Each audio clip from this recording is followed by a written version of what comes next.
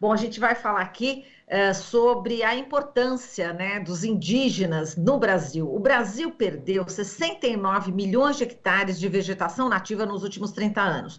E as terras indígenas brasileiras atuaram nesse período como barreiras contra o avanço do desmatamento, de acordo com uma pesquisa do MAP Biomas, que foi divulgado nessa semana. A gente vai repercutir esse estudo com Wagner Ribeiro, professor do Departamento de Geografia da USP e do Programa de Pós-Graduação em Ciência Ambiental, nosso colunista de sempre. Olá, Wagner, bom dia, prazer em recebê-lo.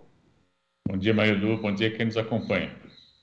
Bom, Wagner, vamos lá. Apesar aí do desmatamento, né, ter se intensificado aí nos últimos 3 anos, mesmo assim as terras indígenas funcionaram aí como barreiras, né, contra esse tipo de crime contra a natureza. Como é que você viu aí esse estudo? É importante, né? A gente teve ontem o Dia dos Povos Indígenas e hoje a gente repercute também esse estudo que é muito importante, né, Wagner?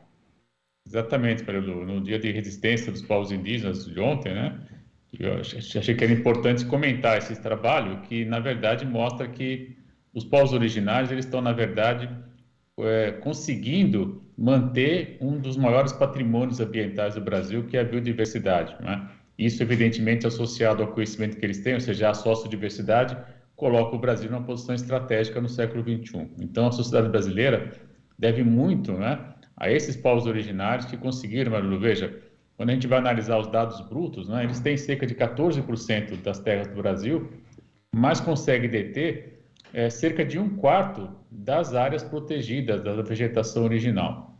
Isso mostra claramente que o modo de vida dos povos originários ele ajuda sim a conservar a biodiversidade e deixa, né, para gerações atuais e para gerações futuras um legado muito importante, que é justamente esse conhecimento da biodiversidade e a conservação da biodiversidade, ou seja, essa articulação de conhecimento com a informação genética coloca o Brasil numa posição estratégica que, infelizmente, né, Marilu, parte importante da sociedade brasileira ainda não entendeu o significado estratégico dessa questão. E aí você vê essas críticas absurdas, né, inclusive de estimular a própria ocupação das áreas indígenas com mineração e entre outros tipos de atividades, né? Então, na verdade, nós temos que agradecer, né, mais esse legado, mais essa contribuição fundamental que os povos originários trazem para a sociedade brasileira, mantendo a floresta em pé, mantendo a vegetação original e, ao mesmo tempo, com o conhecimento que eles têm de como manipular, trabalhar essas espécies de modo a conservá-las e, ao mesmo tempo, extrair riqueza. Então, é de fato um grande legado e o dia de ontem tem que ser também lembrado por isso, né, como um agradecimento da sociedade brasileira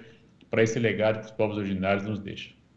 Exato, e a gente estava vendo aqui, Wagner, a questão do ponto de inflexão, né? É muito importante que a gente fale sobre isso, né? Porque você sempre está falando, olha, a gente depende muito aqui no Sudeste, né, da floresta amazônica, qual que é a relação? Você sempre está falando a respeito disso. Não fossem os indígenas, né, a gente já teria aí passado esse ponto de inflexão, né? Eu queria que você explicasse, né, essa questão, né, de deixar de prestar serviços ambientais dos quais a nossa agricultura, a nossa indústria, as cidades dependem, não é isso, Wagner? Muito importante essa questão que você está trazendo, Marilu, porque o que os estudos apontam é que a Amazônia é um sistema natural bastante frágil e em equilíbrio, né? Um equilíbrio que depende dela própria, né? Nós sabemos que grande parte da chuva que vem da Amazônia ela vem da própria evapotranspiração das árvores, né, que funciona como se fosse uma bomba. Elas retiram a umidade do solo, né, e, ao mesmo tempo, fazem com que essa umidade se evapore, né, ela acaba depois precipitando na própria Amazônia. Mas como o sistema é muito intenso, nós temos uma vasta floresta e também recebe umidade do oceano, parte dessa umidade ela é transportada, né, até pela direção dos ventos alísios, ela vai até a Cordilheira dos Andes, aí ela volta para o sul-sudeste e acaba, então, trazendo a chuva que a gente precisa para a agricultura, para, enfim, abastecer os grandes centros urbanos, uso industrial, entre outros usos. Até, inclusive, evidentemente, no caso do Brasil, abastecimento dos reservatórios de hidrelétricas, né? E esse conjunto todo, que ele é complexo, né, ele tem na floresta em pé um elemento fundamental, porque se você tirar essa bomba de sucção que tira a água do solo e transporta a água para a atmosfera e depois chega até aqui, nós vamos simplesmente perder, como você disse bem, esse serviço ambiental, né, que está posto hoje na Amazônia. Quem está fazendo o grande papel de manter essa floresta em pé são os povos originários, né? Justamente mantendo os seus modos de vida e os seus territórios de maneira muito conservada, né? Muito adequada ao seu modo de vida, mas também prestando esse serviço ambiental para a sociedade brasileira. Então, como eu dizia no começo da nossa conversa de hoje, de fato, nós temos que agradecer, né, a manutenção desses serviços ambientais que os povos originários trazem para nós. E esse ponto de inflexão, é evidente que se nós tivéssemos nas terras indígenas o nível de desmatamento que se verifica, por exemplo, em áreas privadas, aí estaria numa situação bastante caótica, muito complicada mesmo, né? Então, de fato, insisto, mais uma vez agradecer aos povos originários por esses serviços ambientais que prestam para a sociedade brasileira, que infelizmente não é reconhecido por grande parte da população do país ainda, talvez até por falta de informação, né? Por isso que acho que é importante trazer esse tema à discussão aqui hoje. Para quem a gente não tem que agradecer mesmo é o presidente Bolsonaro, né, Wagner? Porque vou te falar, hein, nesse período que ele está no governo, foi exatamente quando houve mais desmatamento, inclusive nos territórios indígenas, né? Então, segundo aqui dados do Instituto Nacional de Pesquisas Espaciais, né, que foram coletados pelo MapBiomas, foi um período realmente muito nefasto. E as terras indígenas também foram prejudicadas nesse governo Bolsonaro, como você já disse, a questão dos garimpos, enfim, a mineração, todos esses fatores, né? Quer dizer, é um desserviço, é um desgoverno em relação também às terras indígenas, né, Wagner? Infelizmente, Marilu, você tem total razão, né? E, lamentavelmente, a gente assiste um governo que não entende a importância da sociobiodiversidade no Brasil, porque projeta o país numa posição subalterna, numa posição de não apresentar para o mundo alternativas para o século XXI, né? Quando você oferece simplesmente minério ou simplesmente soja, né, carne, nós estamos oferecendo serviços primários que não têm muita qualificação tecnológica. A soja ainda traz alguma coisa de inovação em termos de solo, né? Mas a inovação da soja em si é importada de semente transgênica. Então, enfim, nós não temos a tecnologia no próprio grão, né? Nós temos tecnologia aprimorada para o uso do solo, né? Então, veja, nós estamos, na verdade, perdendo uma oportunidade, porque no século XXI, o que manda, o que já está dando as cartas, né, é justamente o conhecimento científico e tecnológico. E, ao mesmo tempo, pensar esse conhecimento científico e tecnológico na perspectiva da reprodução da base material da existência, a sustentabilidade que é tão apregoada. O que nós temos na floresta? Nós temos formas de vida que podem ser aprimoradas, manipuladas, para resolver problemas do Ocidente, inclusive, né?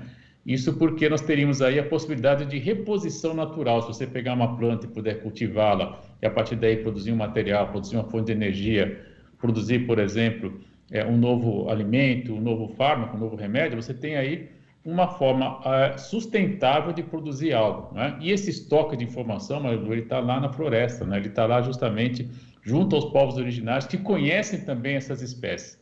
Essa combinação que, infelizmente, o presidente atual não enxerga, e ele é, sem dúvida, né, um dos responsáveis por esse aumento avassalador.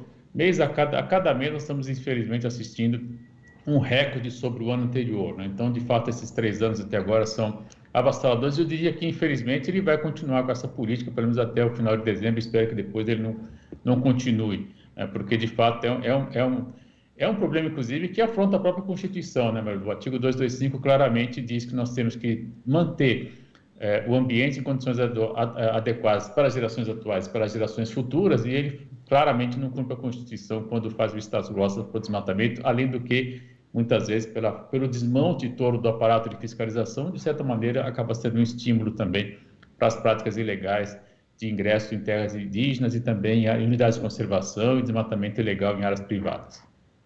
Exato, e por essas e outras é que justamente os povos indígenas firmaram aí um apoio à pré-candidatura ao presidente da República, para a presidência da República, Luiz Inácio Lula da Silva, né? Anunciaram esse apoio, não estão aí falando em neutralidade nenhuma, é apoio realmente explícito dos povos indígenas de todo o Brasil. A gente conversou ontem com o Kleber Caripuna, né, da APIB, sobre o acampamento Terra Livre, né, fazendo todo o balanço, né, desses últimos dias, e ele falou dessa carta, é muito importante esse posicionamento. Ele também falou muita coisa não foi feita, né, durante os governos também progressistas, muitas coisas foram feitas, mas muitas não foram, e eles realmente fecharam já com o candidato, né, o futuro candidato à presidência, Luiz Inácio Lula da Silva. Como é que você vê essa postura aí dos povos indígenas nessa transição agora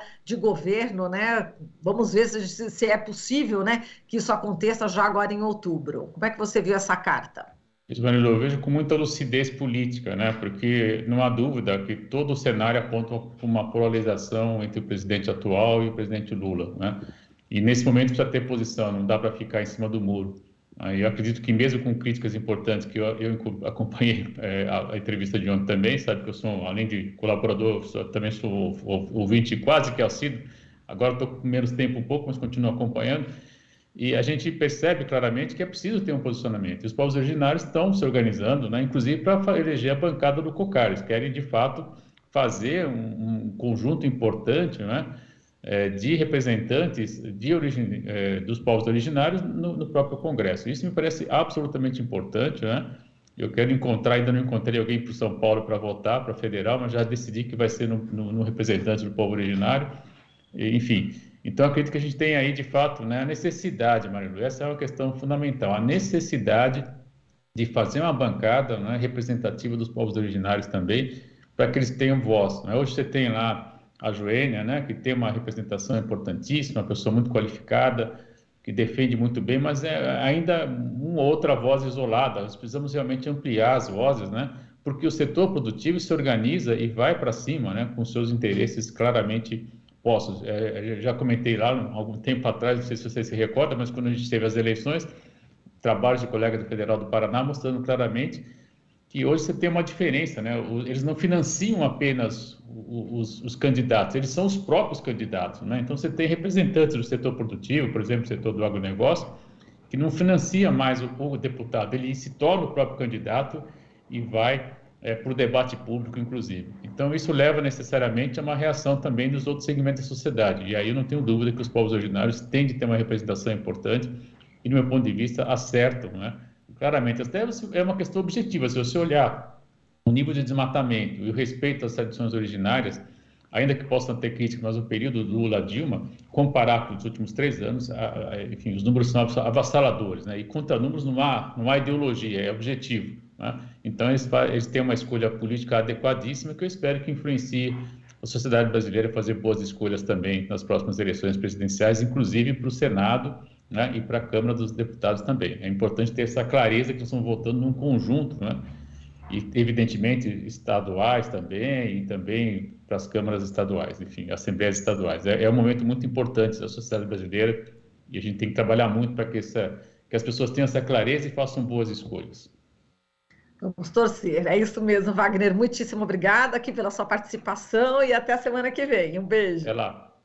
Falamos aqui com o Wagner Ribeiro, professor do Departamento de Geografia da USP, do Programa de Pós-Graduação em Ciência Ambiental. Você está ouvindo Jornal Brasil Atual. As notícias que os outros não dão.